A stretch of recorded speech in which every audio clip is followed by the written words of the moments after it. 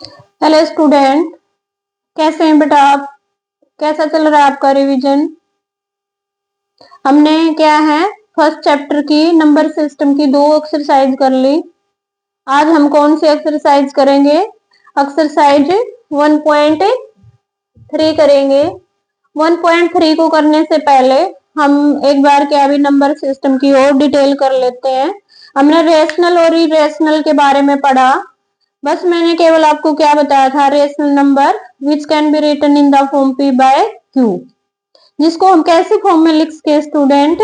p by q की form में, where p q are integer और q नॉट इक्वल टू 0। ये मैंने आपको रेशनल नंबर की डेफिनेशन बताई थी। और इरेशनल की मैंने आपको क्या बताई थी? Which can't be written in the form p by q, जिसको हम p बाय q की फॉर्म में नहीं लिख सकते, वो क्या होते हैं? Irrational number. लेकिन मैंने आपको ये भी बताया था ये डेफिनेशन सफिशिएंट नहीं है, डिटेल हम आगे करेंगे। ये तो हो गया फ्रैक्शन के बारे में। लेकिन हमारे पास ऐसे नंबर भी बहुत सारे रह गए, जैसे डेसिमल वाले हैं। ओके, डेसिमल वालों में क्या है? अभी एक तो हमारी एक्सपेंशन टर्मिनेटिंग होती है और एक क्या होती है? Non terminating. वो किस में जाएंगे, रेशनल में या इरेशनल में? तो हमारे पास एक्सपेंशन में देखो एक बार, एक्सपेंशन कितने तरीके की होगी स्टूडेंट? 2 तरीके की। एक तो टर्मिनेटिंग, एक और दूसरी क्या होगी? Non terminating. Okay, terminating, terminating मतलब हैविंग एंड पॉइंट, जिसका एंड पॉइंट हो, आगे क्या भी ना मतलब खत्म हो जाए। नॉन टर्मिनेटिंग जिसका एंड पॉइंट ना हो, ऐसे क्या है भी आता जाए कुछ भी डेसिमल के बाद। ओके, टर्मिनेटिंग जैसे देखो 1.35 है, ये टर्मिनेट हो रहा है यहाँ पे, इससे आगे कुछ भी नहीं है। तो जो जिसकी टर्मिनेटिंग है वो किस में जाएंगे स्टूडेंट? रेशनल में। किस में? रेशनल में। ओके, ये तो क्लियर हो गया टर्मिनेटिंग वाला।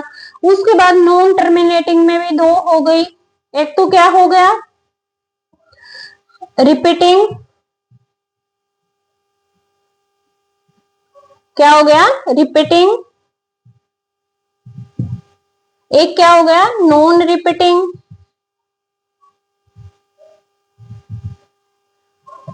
रिकरिंग, और क्या बोलते हैं इसको? Non recurring. रिकरिंग और नॉन रिकरिंग भी बोलते हैं। ओके, रिपीटिंग मतलब रिकरिंग, एक ही जैसा नंबर आता जाए, जैसे 1.22 है, बार बार ये 22 आता जाए। ओके, और नॉन रिकरिंग जैसे 1 3 5 7 6 5 4 3 ऐसे और कुछ आता जाए, मतलब रिपीट ना हो और एंड पॉइंट भी ना आए, ये क्या आता है? Non terminating non recurring. एक जैसा आता जाए नॉन टर्मिनेटिंग में, ये भी रेशनल में होता है। किस में होता है? रेशनल में। और ये किस में होता है? इरेशनल में। किस में होता है? इरेशनल। ओके स्टूडेंट, तो ऐसी एक्सपेंशन, टर्मिनेटिंग वाला भी रेशनल, नॉन टर्मिनेटिंग रिकरिंग वाला भी rational, non terminating non recurring वाला नंबर किस में होगा? इरेशनल में होगा स्टूडेंट। Okay nice. उसके बाद हमें ये क्लियर हो गया भी डेसिमल वाले नंबर कौन से रेशनल में जाएंगे और कौन से इरेशनल में। ओके, उसके बाद रूट है, रूट के मैंने बता दिए थे आपको। प्राइम नंबर के स्क्वायर रूट वाले क्या होते हैं? प्राइम वाले √2, √3, √5, ये क्या होते हैं स्टूडेंट? इरेशनल। क्या होते हैं? इरेशनल। ओके, अब जैसे देखो आपका एक्सरसाइज 1.3 है, क्या है? एक्सरसाइज 1.3 है। इसका क्या है? फर्स्ट क्वेश्चन है, which of the following decimal form and से व्हाट काइंड ऑफ एक्सपेंशन। भी क्या है भी डेसिमल फॉर्म में लिखो और कौन से टाइप की क्या है भी डेसिमल है, जो अभी बताया मैंने टर्मिनेटिंग है या नॉन टर्मिनेटिंग। जैसे पहला देखो, पहले का पहला देखो 36 अपॉन में 100। मैं डेसिमल कहाँ लगाऊंगी, 2 प्लेस छोड़ के लगाऊंगी, ये हमारे पास। तो ये क्या है, टर्मिनेटिंग है। क्या है, टर्मिनेटिंग। Okay student. उसके बाद इसका दूसरा है, जैसे 1/11 है, ये कह रहा भी ये किस टाइप की है। तो स्टूडेंट आपको चाहे तो इसको क्या है, डिवाइड करके देख लो। ओके, टर्मिनेटिंग वाले में क्या आना चाहिए हमारे पास, जो नीचे होता है उसमें क्या फैक्टर होता है, 2 हो या 5 हो। क्या हो, 2 हो या 5 हो। ओके, तो वो टर्मिनेटिंग में आता है। तो ये कैसी है हमारे पास, नॉन टर्मिनेटिंग। क्यों है, क्योंकि क्या है, इन डिनोमिनेटर क्या है, नाइदर 2 नॉर 5। जो डिनोमिनेटर के फैक्टर बनेंगे 11 into 1 हो जाएगा, ना तो उसमें 2 है और ना ही 5 है। और अगर क्या अभी 2 और 5 नहीं है तो कैसी एक्सपेंशन होती है हमारे पास, नॉन टर्मिनेटिंग। कैसी होती है, नॉन टर्मिनेटिंग।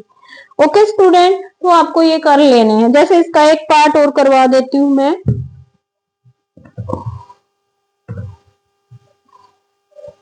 जैसे है 4 1/8, पहले इसको सिंपल फ्रैक्शन में बनाओगे तो क्या हो जाएगा, 33/8। अब इसके मैं फैक्टर करूंगी 33, 8 के 2 की 3 हो जाएगा, 2 आ गया, 2 आ गया। तो ये कैसी एक्सपेंशन है, टर्मिनेटिंग।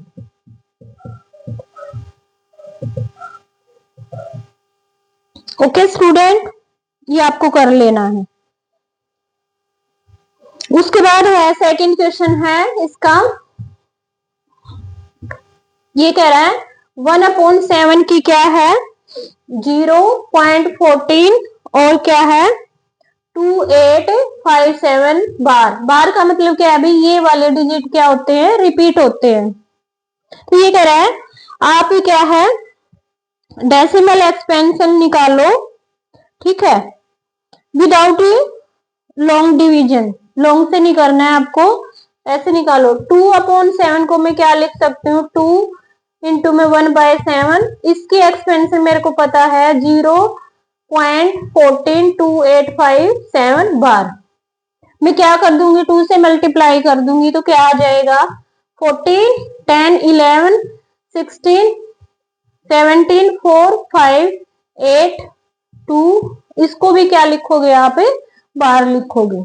ओके, 3/7 की क्या आ जाएगी, 3 इंटू में 1/7। यहाँ पे 1/7 की रख दोगे और किससे मल्टीप्लाई कर दोगे स्टूडेंट, 3 से। ओके, तो ये ऐसे करना है आपको। ओके स्टूडेंट, उसके बाद है हमारे पास ये क्वेश्चन इंपॉर्टेंट है। जैसे कि अभी express following number in the form P by Q। क्या है, 0.6 बार है, इसको मेरे को P बाय Q की फॉर्म में लिखना है। एक्सपेंशन कैसी है, नॉन टर्मिनेटिंग। ओके, और रिकरिंग, रिपीट हो रहा है, 6 बार बार रिपीट हो रहा है। तो ऐसे क्वेश्चनों को इंपॉर्टेंट है, सारे नहीं करवाऊंगी मैं, एक देख लो। थर्ड का कौन सा है, फर्स्ट पार्ट है, लेट कर लो पहले। लेट इसको हम क्या मान लेंगे, 0.6। आप इसको क्या है भी कहीं पे भी स्टॉप कर सकते हो, मैंने इसको क्या मान लिया, फर्स्ट। ओके स्टूडेंट, फिर हम क्या करेंगे, जैसे एक डिजिट रिपीट हो रहा है तो मैं कितने से मल्टीप्लाई करूंगी, 10 से। तो क्या लिखोगे, मल्टीप्लाइंग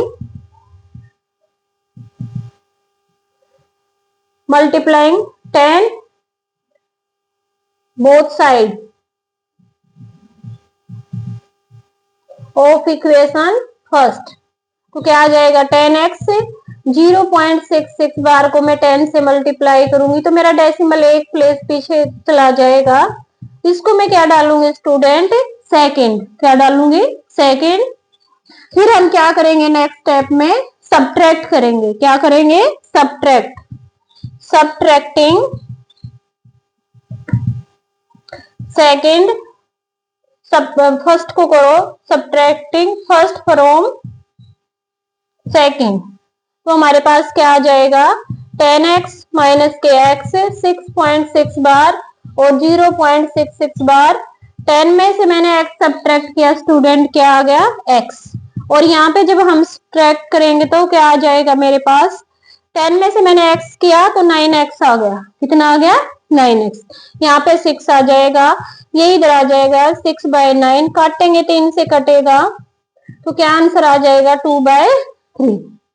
ओके स्टूडेंट, ऐसे करने हैं हमें। तो बेटा जो मैं करवा रही हूँ आपका वो क्या है, आपका एग्जाम में आएगा, ठीक है, उससे बाहर नहीं आएगा। मैं सिलेक्टेड करवाऊंगी और बेसिक करवाऊंगी, इससे बच्चों का बेस भी स्ट्रॉन्ग हो जाएगा। ओके, सारे में लग जाओगे बेस आपका होगा नहीं, फिर आपको 10th में दिक्कत आएगी। तो बेटा आप जो मैं करवा रही हूँ इन ट्यूशनों को साथ साथ करो, प्रैक्टिस करो, क्लियर हो जाएगा, आपको कोई दिक्कत नहीं आएगी ना तो 9th में ना ही 10th में। ओके।